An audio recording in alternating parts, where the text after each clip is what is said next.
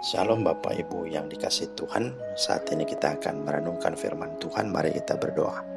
Terima kasih Tuhan untuk kesempatan kami yang hendak merenungkan firman-Mu. Kami mohon ya Roh Kudus, bukalah hati dan pikiran kami agar kami memahami dan menjadi pelaku-pelaku firman-Mu. Dalam nama Tuhan Yesus. Amin. Bapak Ibu yang dikasihi Tuhan, pembacaan kita terambil dari Ayub 38 ayat 1 sampai dengan ayatnya yang keempat. Beginilah firman Tuhan. Maka dari dalam badai Tuhan menjawab Ayub, siapakah dia yang menggelapkan keputusan dengan perkataan-perkataan yang tidak berpengetahuan? Bersiaplah engkau sebagai laki-laki. Aku akan menanyai engkau supaya engkau memberitahu aku. Di manakah engkau ketika aku meletakkan dasar bumi? Ceritakanlah kalau engkau mempunyai pengertian. Itulah dasar firman Tuhan pada saat renungan hari ini. Tema kita pada saat ini adalah kamu jangan asal bicara. Kamu jangan asal bicara. Bapak Ibu yang dikasihi Tuhan, pasal 1 dan pasal 2 Ayub begitu kuat diuji ya, baik oleh iblis yang pada saat itu dicobai, tetapi juga oleh Tuhan. Dan di sana dikatakan dia tidak berbuat dosa.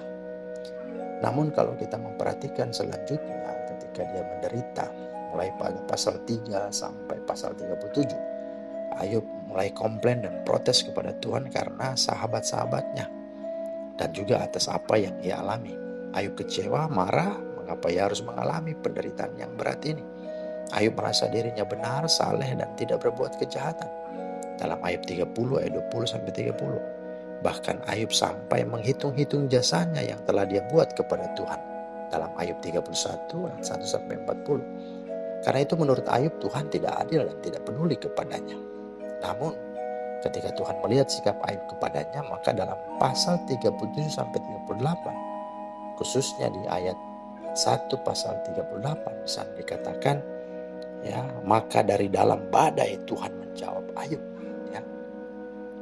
Betapa Tuhan dalam kemuliaan dan kewibawaannya ya digambarkan dalam badai menjawab Ayub di ayat 1. Seolah Tuhan mau berkata, kamu jangan asal bicara.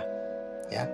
Di ayat 3 berkata di sana, bersiaplah engkau sebagai laki-laki, aku akan menanyai engkau supaya engkau memberitahu aku. Artinya, kalau kamu laki-laki, kalau kamu sejati, gentle, berikan pertanggungjawabanmu.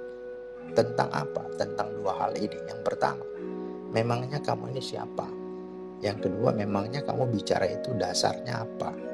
Itu yang Tuhan mau pertanyakan supaya dia bertanggung jawab. Yang pertama, memang kamu ini siapa? Tuhan berkata dalam ayat 4, ayat 5, 11 sampai 13. Dikatakan, di manakah engkau ketika aku meletakkan dasar bumi? Siapakah yang telah menetapkan ukurannya? Siapakah yang telah merentangkan tali pengukur padanya? Apakah engkau mengerti luasnya bumi? Nyatakanlah kalau engkau tahu semuanya itu. Artinya Tuhan mau perhadapkan kepada dia, kamu ini siapa? Ya, di mana engkau ketika aku meletakkan dasar bumi? Ya, artinya bahwa segala sesuatu ini diciptakan Tuhan dan kita tidak punya andil, termasuk Ayub pun sendiri bagian dari ciptaannya Tuhan. Kok ya mau-maunya dan enak-enaknya ya memprotes Tuhan gitu ya. Kemudian yang kedua, pertanggungjawaban yang Tuhan minta kepada Ayub. Kamu bicara itu dasarnya apa? Tuhan berkata, siapakah dia yang menggelapkan keputusan dengan perkataan-perkataan yang tidak berpengetahuan? Di ayat 2. Dengan kata lain Tuhan mau katakan begini, kamu ini siapa? Berani-beraninya menggelapkan, mengaburkan dan menyangkali keputusanku dengan ketetapanku, dengan hanya modal bicara tanpa pengetahuan, tanpa ada dasarnya, tanpa ada buktinya. Ya, ini sebuah pernyataan tegas.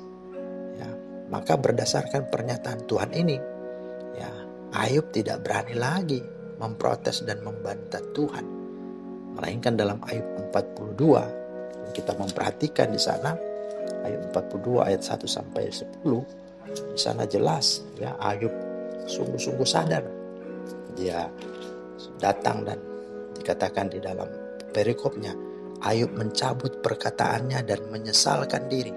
Ya, maka jawab Ayub kepada Tuhan, "Aku tahu bahwa Engkau sanggup melakukan segala sesuatu dan tidak ada rencanamu yang gagal."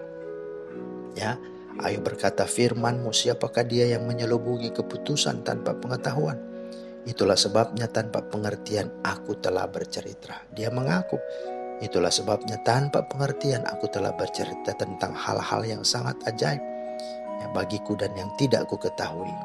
Ya, firman-Mu dengarlah, maka akulah yang akan berfirman. Aku menanyai Engkau supaya Engkau memberitahu aku.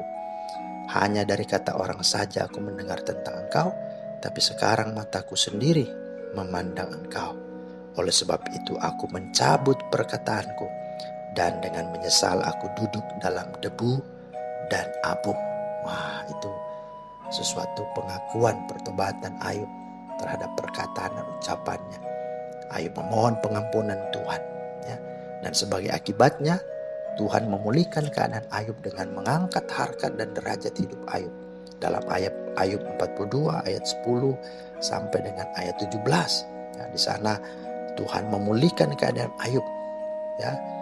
Dan di sana Tuhan menggantikan 10 kali lipat dari kerugiannya, dari segala yang dialaminya akibat, ya, dia dicobai, ya.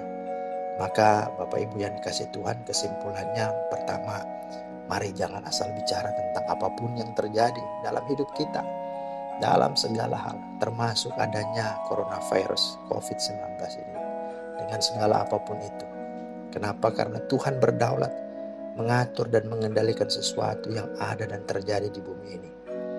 Kitalah yang terbatas, kita ini tidak punya kemampuan dan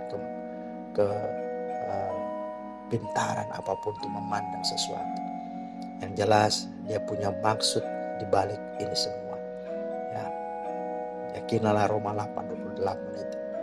Yang kedua, jangan asal bicara karena kita ini hanyalah ciptaan. Seperti mana Ayub, kita ini debu dan abu. Ya, kita ini hina. Tidak ada sesuatu yang bisa mewakili apapun, karena tidak ada andil kita untuk memprotes Tuhan. Yang ketiga, jangan asal bicara, tetapi pertimbangkanlah sebelum bicara, apakah perkataanku itu memuliakan Tuhan, apakah perkataanku membangun hidup orang lain atau tidak.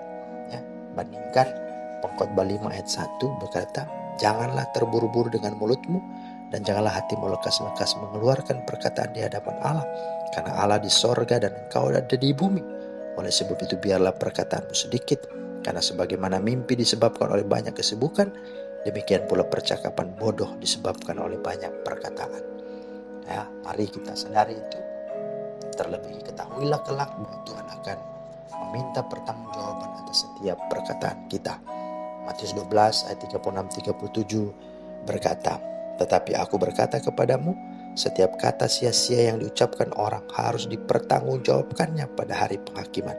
Karena menurut ucapanmu engkau akan dibenarkan, dan menurut ucapanmu pula engkau akan dihukum." Perhatikan itu. Mari ingat, jangan asal bicara. Apalagi di tengah situasi ini, mari muliakanlah Tuhan dengan mulutmu. Tuhan Yesus memberkati. Amin.